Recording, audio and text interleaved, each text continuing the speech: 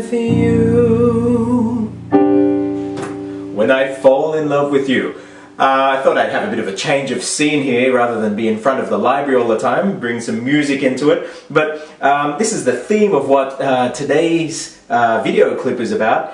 How to fall and fall in love in Thai. Now it's a bit of a carry-on from a clip that I did several weeks ago about there's no such word as yes in Thai. Now I saw on all the blogs and all the discussion boards on the internet and on YouTube people saying yes there is, and some people are coming out and they actually got really upset saying there is such word as yes in Thai. And the whole point of me doing that was to say that when you're learning a language you can't directly translate one word to another. And just because a dictionary says that A means B, it just means that A can mean B some of the time. It can also mean C, D, E, F, G, depending on what the context is. And you shouldn't just think that when you learn a word that you can do a direct translation. Now today's word, to fall.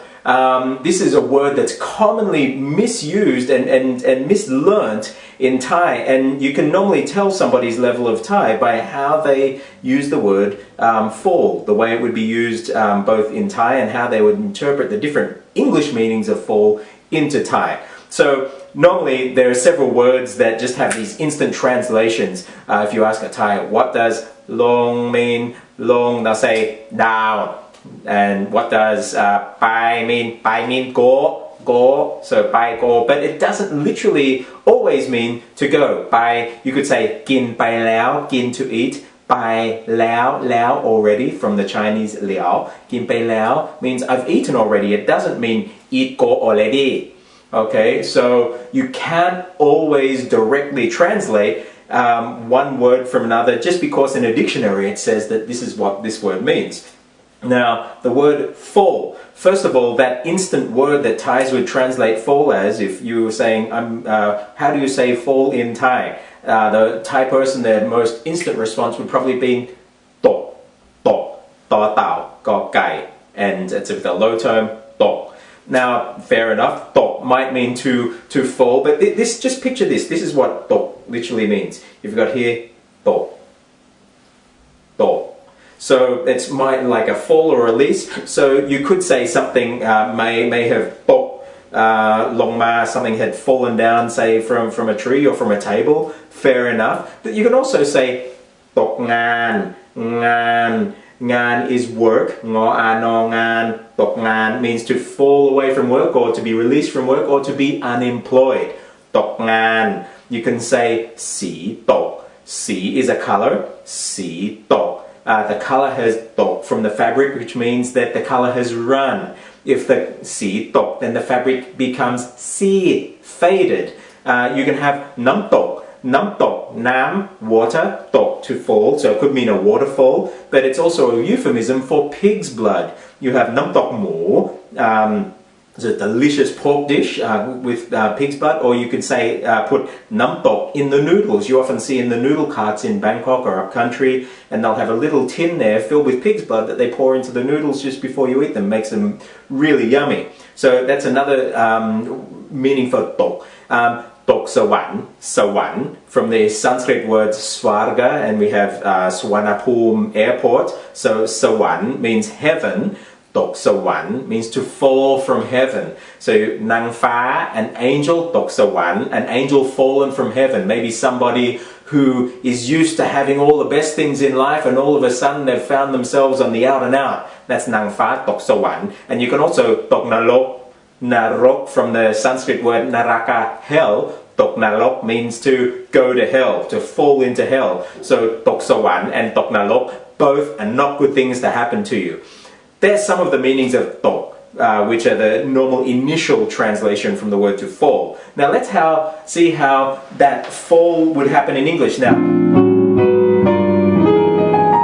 when I fall in love. That's actually from a rendition of Keith Jarrett, one of my favorite jazz musicians, pianist. But when I fall in love, you wouldn't use the word tok for that kind of fall. You use the word long.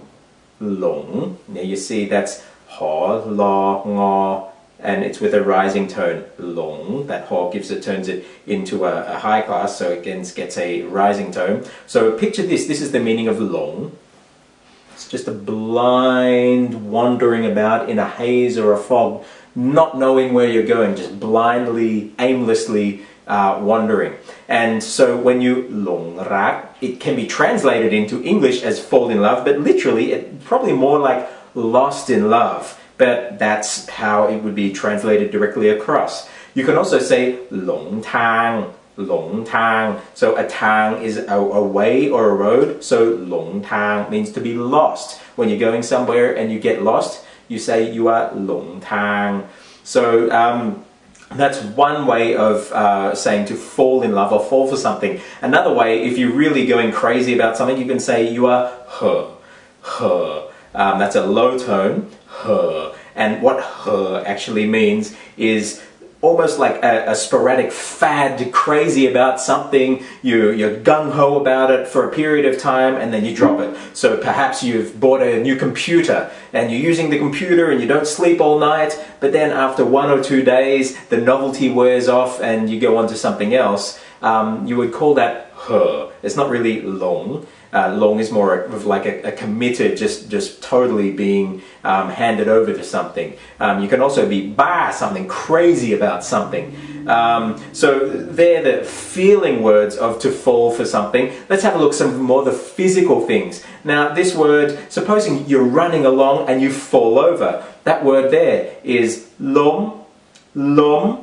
Okay, that's a high tone. La mo me to lom. You're running and you fall over. Lom, not to be confused with the word lom, which could mean wind, but ben lom means to faint. Okay, so here we have lom, ben lom, ben lom, to faint. You see the difference? Okay, so there's similar meanings, different words, don't get them mixed up. Now you also have other words for to fall. If something lon, low tone, lon, ho la na mai ek, lon. It means literally to fall down from a tree or fall down from a building. A person could lon from the building. Lonจากตึก. They fell down from a building and died. Okay, so this is this lon. If you're holding a bunch of books and all of a sudden the books fall, lon. They fall and scatter all over the ground, that's lon. Not to be mixed up with the word lon. Lon is more like a picture, a pot of stewing things in the pot, and all of a sudden all this liquid comes spilling out over the pot. This is lon.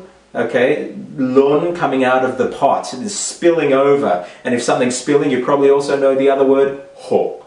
Ho means to spill and fall out. So, nam ho, the water has spilt out, not to be confused with the word nom ho. Now, nom, milk, ho means to fall or spill out.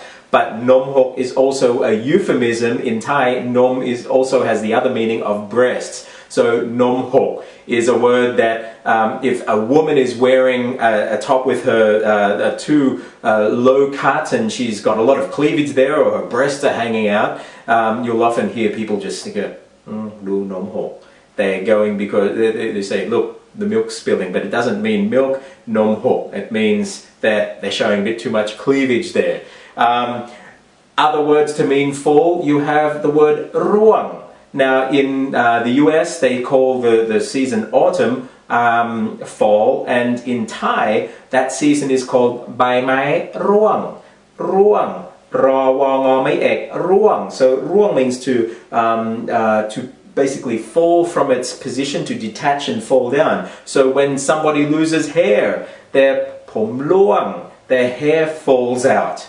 Okay, these are several different meanings that can be translated from the one word fall in English into several different meanings in Thai, and the word to, that is often translated as one of the only words to fall in Thai when people are learning Thai. It actually has a whole lot of different meanings itself. So I hope this has cleared up a whole lot of confusion about what it is to fall and fall in love in Thai. Now there's Actually, falling in love in Thai is a whole complicated issue itself. Maybe I'll get into that on another clip. But just remember, don't translate directly from a dictionary. A dictionary is just a sample of what one word could mean in another language. Best way to get the real meanings, try and elicit it from your environment, and you'll be surprised what you find out.